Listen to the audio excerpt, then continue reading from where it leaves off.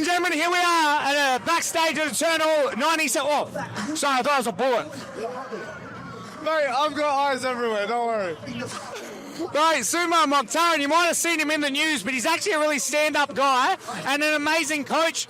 First off, before we talk about you, we'll talk about Jesse Swain. Now, people don't know this, but about 9 months ago, you told me Jesse Swain, Matty Iann, they're going to be the guys to watch. Matty Iann has already picked up the Eternal Bantamweight title. Jesse Swain has just smoked 2 guys in 2 fights in under 2 minutes.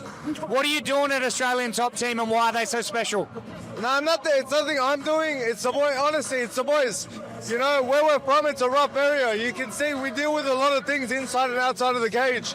I think that brings the bond of the boys together. They all help each other level up, and when you have a good group of guys together, you know, the possibilities are endless. You know, I have a really good group of loyal guys at the gym, and these guys are leveling each other up every day. It's nothing I'm doing. They're going to well surpass what me or my brother has done. They're 10 times better than fighter at the start of their careers than we were when we made it to the UFC. So when I seen that years ago, I got excited, and I know the future is bright for them. I was going to say, how do you build the sort of the next stage, the next generation of ATT? Because you guys, you know, obviously your Josh Togos, they've had great careers, but they're getting older and they're going to start to move on to other things. But Matty Iann, Jesse Swain, where do you find them, or do you bleed them into the adult class at a young age? Like, how do you create these guys? It's not that we bleed them into the adult classes, but they've got great fighters around them from a young age. Guys like Matty and Jesse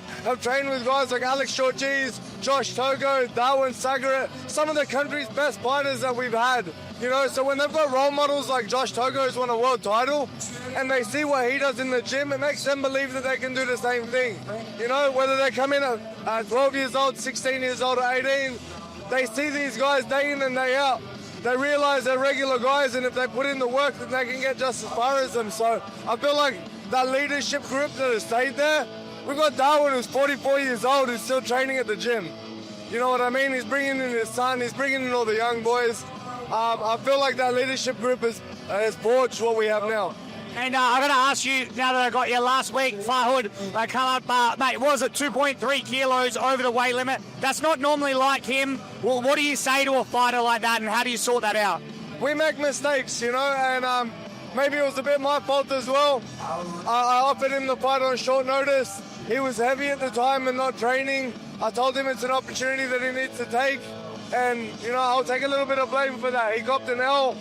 But that's a fight game. Sometimes we make mistakes, and Fahud's still young in his career as well. Yeah, we mismanaged the weight cut. We thought we'd get there, and we didn't, but now we know better for next time to manage his weight better, and he shouldn't be even that heavy. He shouldn't be fighting at that weight. He copped the loss of the night, but he's got a good head on his shoulders.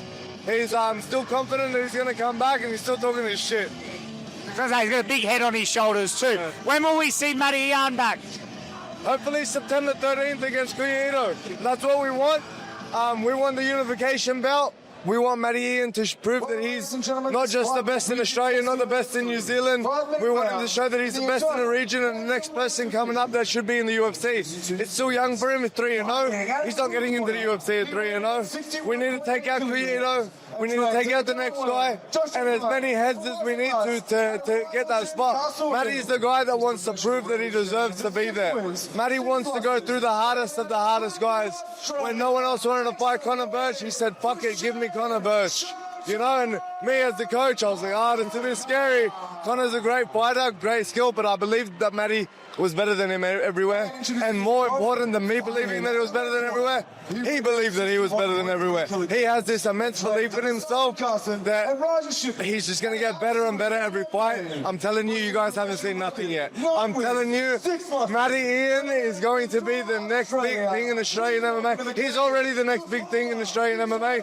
And he's got younger brothers like Jesse that are next in line as well. Oh, Suman, thank you so much for your time. Try not to get shot on the way out.